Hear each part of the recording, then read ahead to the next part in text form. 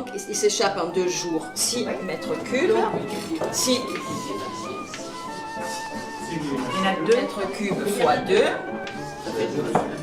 multiplié par 17 par 17, 172 par 172 800 et ça donne 2 073 600.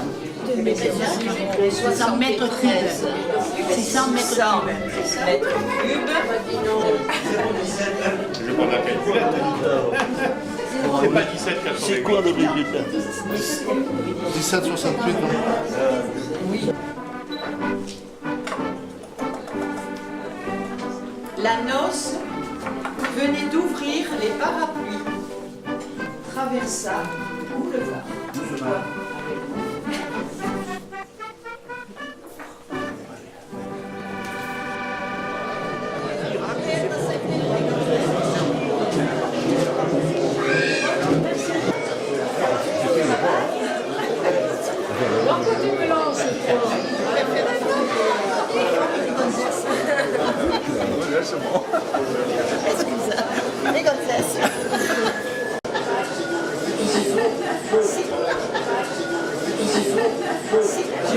Votez, citoyenne.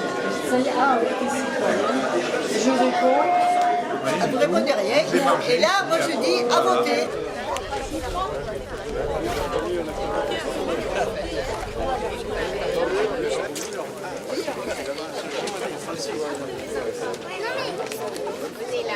Monsieur le député, Madame la conseillère départementale, Mesdames et Messieurs les élus, Mesdames et Messieurs, chers amis, pour rester sans protocole. Toujours très heureux de participer à ces journées du patrimoine et tout de suite je vais remercier l'association du patrimoine, Louis, toute ton équipe, enfin tous ceux qui participent de cette dynamique depuis bien des années, d'être à l'origine de cette journée. Alors le thème, vous le savez, est un thème national. Aujourd'hui, il s'agit de citoyenneté. Je ne vais pas vous faire de longs discours sur la citoyenneté, même s'il y aurait énormément de choses à dire. J'ai un petit regret qu'il y ait si peu de jeunes aujourd'hui qui participent à cette journée. Je le dis très sincèrement parce que la citoyenneté, c'est quand même une notion qui n'est pas si simple. Et comme tout ce qui n'est pas si simple, c'est quelque chose qui s'apprend. Si on parle un petit peu de l'histoire de la citoyenneté, bien évidemment, on pense immédiatement à Rome, le citoyen romain, à Athènes, le siècle de Périclès, les oi barbaroi en grec, les barbares c'était les autres en gros, hein, c'était à peu près ça. Mais cela voulait dire quand même qu'il y avait une certaine valeur qui rapprochait l'homme à la ville où il vivait. Et le but c'est toujours le même, c'est se respecter, c'est vivre ensemble. Voilà ce que je voulais dire à travers ces quelques mots. Bien sûr, la citoyenneté couvre bien d'autres concepts. Le vivre ensemble, c'est respecter les autres. Alors en ce moment, on parle beaucoup du fait religieux. Je rappelle l'article 10 de la Déclaration des droits de l'homme et du citoyen qui dit que chacun doit pouvoir exprimer ses idées. Alors il y a même, c'est amusant la façon dont c'est rédigé, même religieuse, parce que c'est vrai que c'était une époque où la religion avait quand même pas trop la noblesse, le clergé, le tiers-état, les curés, bon, on n'était pas trop d'accord avec eux à ces époques-là, mais Déclaration des droits de l'homme, article 10, chacun peut exprimer ses idées, même religieuses, à condition de ne pas troubler l'ordre public.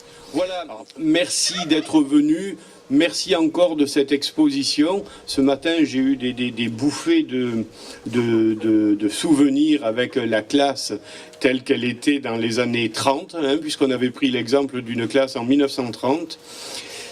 C'était pas pareil, hein, c'était pas pareil, il y avait des vraies valeurs. On commençait chaque fois le cours par une leçon de morale, hein, on ne disait pas encore instruction civique, c'était la morale, maintenant c'est devenu un gros mot. Il y avait la dictée, j'ai fait qu'une faute. Je suis content, c'était oui, c'était une dictée du certificat d'études, elle n'était pas si facile que ça. Et en plus elle est discutable, mais j'ai fait une faute. Je me suis un peu planté dans le problème de robinet, par contre, bon voilà. Enfin, je pense que je l'aurais eu honorablement, mon certificat d'études. On va dévoiler la plaque de l'arbre de la citoyenneté, parce que j'oubliais quand même de dire, on a planté ce superbe olivier qui a une centaine d'années, qui est un peu, chez nous en Provence, un symbole. Allez. On va se tourner vers là-bas parce qu'on regarde, il y a des photographes.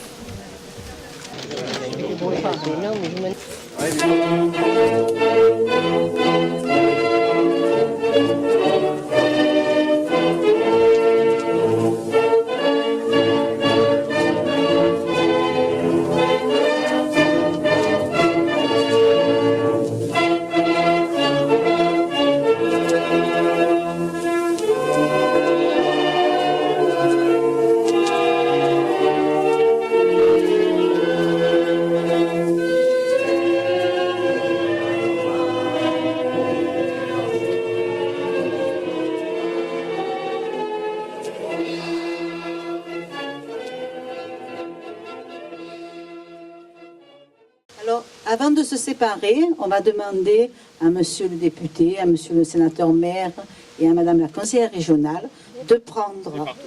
Départementale, excusez-moi. De prendre un petit papier, marquer dessus ce que c'est un acte citoyen pour vous et venir le mettre dans l'arbre. Moi, je vais venir les prendre. Casse pas une branche. Non, ça ferait 2 jours. Ça me serait mal de cause. Et voilà.